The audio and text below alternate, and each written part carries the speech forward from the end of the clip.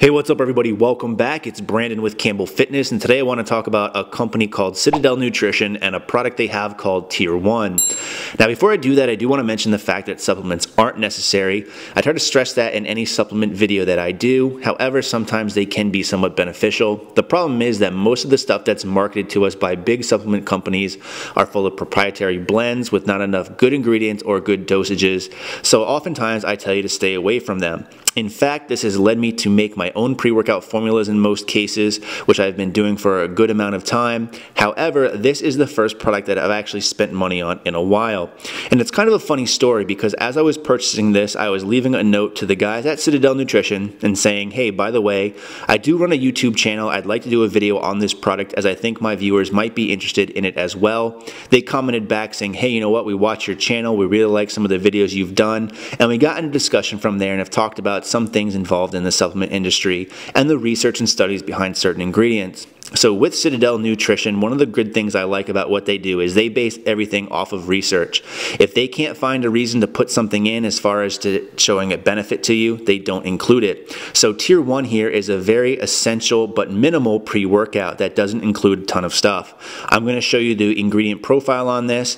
I'm going to gloss over the B vitamins here only because it's a minimal part of this, including in the 9-gram serving sizes. Instead, what I'm going to focus on are the main ingredients. So the first ingredient here we're going to talk about is creatine monohydrate. Again, if you've seen my creatine videos, you'll know that I suggest a good grade monohydrate like Creapure, which is exactly what they've included here. Although I do suggest 5 grams typically from what I've seen, they are including 3 grams, and their reasoning is they cite research that have shown 2 grams has the same effect as 5 grams when taken over the long term. So they've included 3 grams here. Now with this too, sometimes people bring up the whole concern of, why would you take creatine in a pre-workout as it doesn't have any acute or immediate benefit?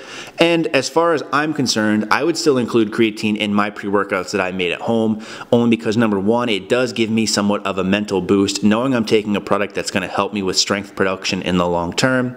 Not to mention if I'm taking other things in powdered form already, it's easy to just go ahead and throw creatine in as it doesn't necessarily hurt what I'm doing.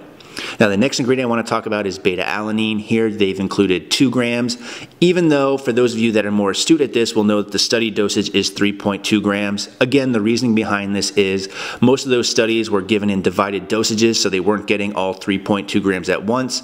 Not to mention a lot of times people have adverse reactions to beta-alanine, better known as the tingling sensation that we get, where more than 2 grams could potentially be off-putting to some people. So they do suggest you take another 2 grams of beta-alanine later on during the day. Now the next 2 ingredients I'm going to talk about together only because they play off each other, and that is tyrosine and caffeine. What these have been shown to do obviously is help with energy production and in sports athletic. There's some research behind it. I'll let you guys dig into that a little bit more, but it's a very simple pre-workout, and that's one of the things that I like. You're not going to find a bunch of filler in here. If it doesn't work or it hasn't been shown to actually be beneficial to you, they simply don't include it. Add that onto the top of the fact that this tastes pretty good. I know that's a big concern for a lot of you people. This doesn't contain things like citrulline malate or acetyl L-carnitine, which are very bitter and sour tasting. So this is not bad tasting at all. In fact, it's very good. Me and the owners over there, John and Daniel, got into a discussion about it. And in fact, in their latest blog post on their website where they talk about ingredient profiles versus taste, they quote me from something I said in our discussion. So I highly encourage you to check out their website as there's a wealth of knowledge on there. Now, obviously, if supplements aren't for you and you're not interested in this, don't check it out by any means. Again, sometimes I know a lot of you guys find this beneficial, and one of the most common questions I get is which pre-workout do I recommend? Oftentimes I just tell people I make my own pre-workouts. However, because Citadel Nutrition and Tier 1 has come out, I'll be taking a break from that as I find it to be somewhat of a pain in the ass buying all these things and getting different scooper sizes and different ingredients and all this stuff. This kind of puts everything together in a nice simple package, not to mention they're a lot better at flavoring than I am. So check it out if you get the chance. If not, totally understandable. Either way, I appreciate you watching, and as always, stay big.